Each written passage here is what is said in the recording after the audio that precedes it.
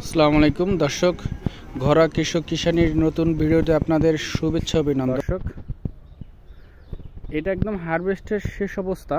দেখেন কর্তনের শেষ অবস্থা, কত সুন্দর ফল আসছে।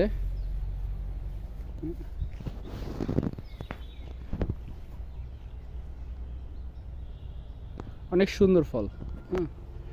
যদি বাড়ির আঙিনায় বা ছাদে টবের মধ্যে যদি করতে চান তাহলে আপনারা এভাবে করতে পারেন।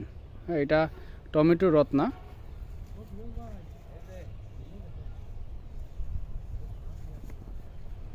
বাড়ির আঙিনায় যে আপনাদের পতিত যে জমিগুলো থাকে, এ দেখেন এভাবে আপনারা মরিচ চারা করতে পারেন, এভাবে টমেটো করতে পারেন।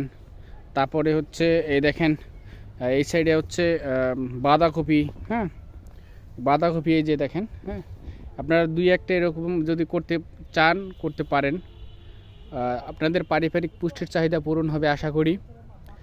এখানে গাজর ছিল, হ্যাঁ, মূলা ছিল। এই যে এখানে আবার দেখেন পেঁয়াজ আছে, পেঁয়াজ চারা। এখানে বরবটি আছে।